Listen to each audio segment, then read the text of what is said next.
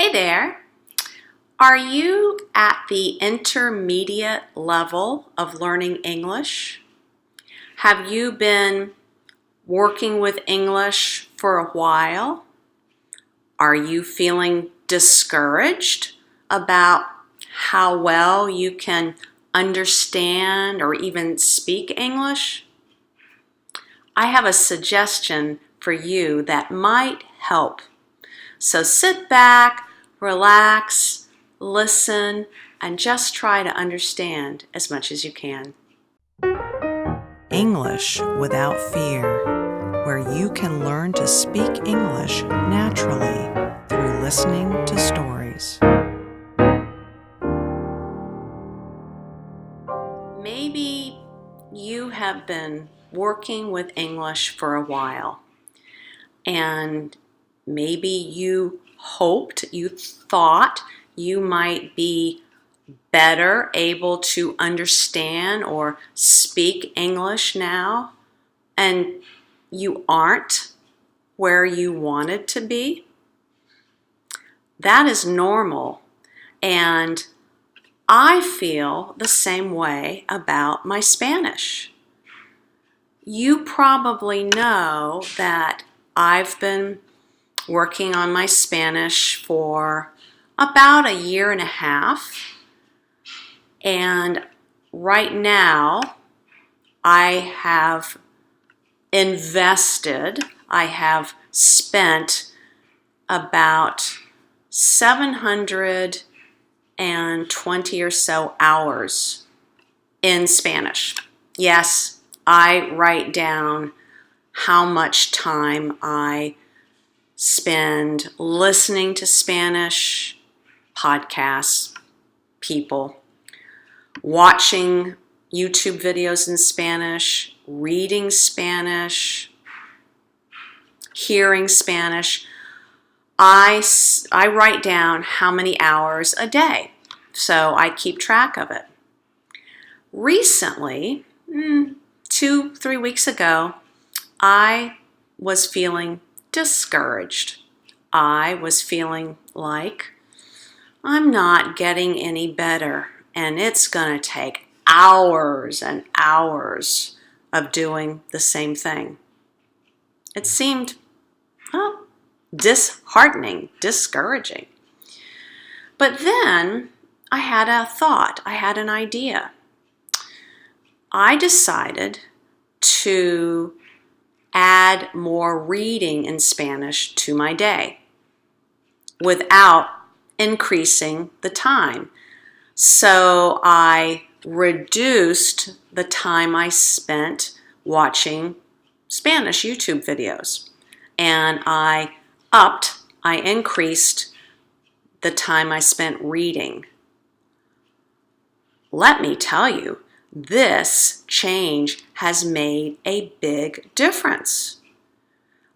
Within 1 week, I started to feel like I was making progress.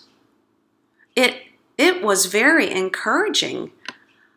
I also found out that I was looking forward to reading when I thought, oh, I get to read in Spanish. That made me feel happy. Well, you might ask, Maria, what are you reading in Spanish? What can I read in English?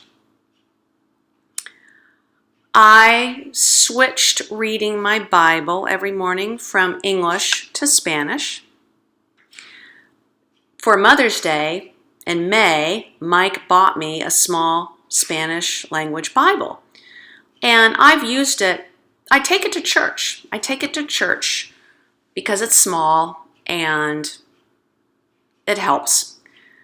But I wasn't reading it all the time for my morning quiet time with the Lord, but I started doing that, and I began to recognize lots and lots of words, and they started to stick in my brain.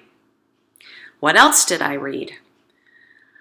When somebody was making a podcast that I listened to, I would print out the transcript the written words. Like for this video, I'll make a transcript.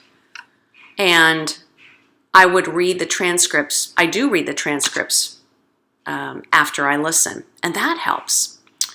I read blog posts in Spanish. I read text messages and WhatsApp messages in Spanish.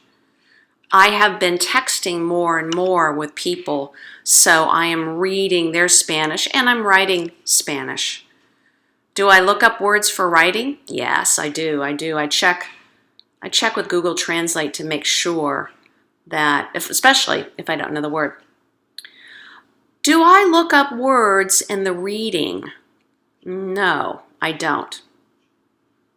In my Bible, I just underline and pencil a word that I really don't know, because I think maybe next year when I come to this passage again, I will know the word. But I don't look up words in the Spanish book I'm reading. I'm reading a book on my Kindle in Spanish, and I don't look up the words. I read to get the general idea. So that's my suggestion. That's my experience. You might try it. It might help. It might not. We all learn differently. We have different learning styles. But if you do decide to give it a try, to try reading more, tell me about it. Leave me a comment below this video or go to my website, www.englishwithoutfear.com. You'll find the transcripts there, and you can also comment that way and let me know what works for you. And if you have a different suggestion and you are at the intermediate stage, let me know. That might help me with my Spanish. Well, that's it for this episode. This is Maria from English Without Fear. Talk to you next time. Thanks for watching. For questions or comments, here's my email